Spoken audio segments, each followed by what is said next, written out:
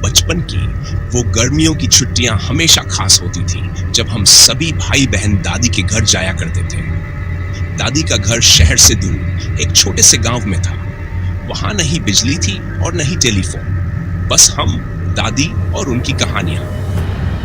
इस बार भी मैं, मेरा छोटा भाई राहुल, माँ और पापा गांव जाने के लिए निकल पड़े। गांव पहुंचते पहुंचते शाम हो गई थी। दादी का घर हमेशा की तरह पुराने जमाने का बना हुआ था। बड़ी बड़ी लकड़ी की खिड़कियां और झरोखे जो रात को डरावने लगते थे। दादी ने हमें गले लगाया और हम सब अंदर चले गए। खाने के बाद दादी ने हमें एक नई कहानी सुनाई जो उस गांव के एक पुरानी हवेली के बारे में थी। उस हवेली में एक समय पर एक अमीर आदमी रहा करता था जो एक दिन अचानक गायब हो गया। तब से वह हवेली भूतिया मानी जाती थी।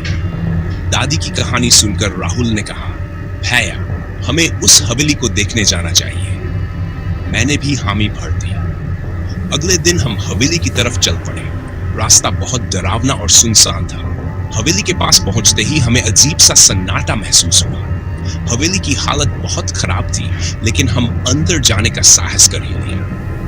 अंदर घुसते ही हमें एक पुराना टूटा हुआ झूमर दिखा। दीवारों पर जाले और फर्श पर धूल जमी हुई थी।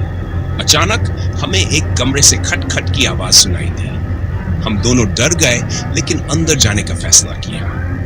कमरे में एक पुराना जंग लगा हुआ दरवाजा था। राहुल ने दरवाजा खोला तो हमें अंदर एक बड़ा सा संदूक दिखा। संदूक के पास पहुंचते ही हमें अंदर से किसी के रोने की आवाज सुनाई दी। हमने संदूक खोला तो उसमें एक पुरानी डायरी मिली। डायरी में लिखा था कि उस अमीर आदमी ने किसी से झगड़ा कर लिया था और उसे इस हवेली में बंद कर दिया गया था। वह आदमी अपनी जान बचाने के लिए चिल्लाता रहा, लेकिन कोई उसकी मदद के लिए नहीं आया। अंततः उसने वहीं दम तोड़ दिया। उसकी आत्मा अब भी इस हवेली में भटकती रहती है। हम दोनों ने एक दूसरे को देखा और समझ गए कि हमें तुरंत यहाँ से निकलना चाहिए। लेकिन जैसे ही हम बाहर की ओर बढ़े, दरवाजा अपने आप बंद हो गया। कमरे में अंधेरा छा गया और हमें एक परछाई दिखने लगी। वह परछाई धीरे धीरे हमारी तरफ बढ़ रही थी। राहुल ने डर के मारे मेरा हाथ पकड़ लिया। अचानक परछाई ने हमसे कहा, मुझे मुक्त करो। हमने उसे डायरी के बारे में बताया तो उसने कहा, मेरी आत्मा को शांति चाहिए। हमें समझ में नहीं आया कि हम क्या करें। तभी राहुल ने कहा, भैया, हमें इस डायरी को जलाना होगा। हमने अपने साथ लाए माचिस से डायरी को जलाने की कोशिश की, लेकिन माचिस गीली हो चुकी थी। हम बहुत डर गए थे। तभी परछाई ने कहा, तुम्हारे पास एक और मौका है। मेरी कब्र के पास जाकर एक मंत्र का उच्चारण करो। हम दोनों भागते हुए हवेली से बाहर निकले और परछाई द्वारा बताए गए स्थान पर पहुंचे। वहां पहुंचते ही हमें एक पुराना पत्थर दिखा जिस पर कुछ लिखा हुआ था। हमने उस पत्थर को हटाया तो नीचे एक कब्र दिखाई दी। हमने वहां दिए गए मंत्र का उच्चारण किया और तभी हमें एक तेज रोशनी दिखाई दी। परछाई धीरे धीरे गायब हो गई और हवेली का माहौल शांत हो गया। हम दोनों जल्दी से दादी के घर लौट आए और सारी घटना बताई। दादी ने हमें समझाया कि हमें अजनबी जगहों पर नहीं जाना चाहिए और हमेशा सतर्क रहना चाहिए। रात को जब हम सोने जा रहे थे, मैंने कमरे में एक हल्की सी परछाई देखी। वो वही परछाई थी जो हमें हवेली में मिली थी। उसने मुझे धन्यवाद कहा और गायब हो गई। मैंने समझा कि उसकी आत्मा को शांति मिल चुकी थी। लेकिन कहानी का मोड़ तब आया जब अगले दिन गांव में एक नया परिवार आया और उन्होंने हवेली को खरीदने का निर्णय लिया।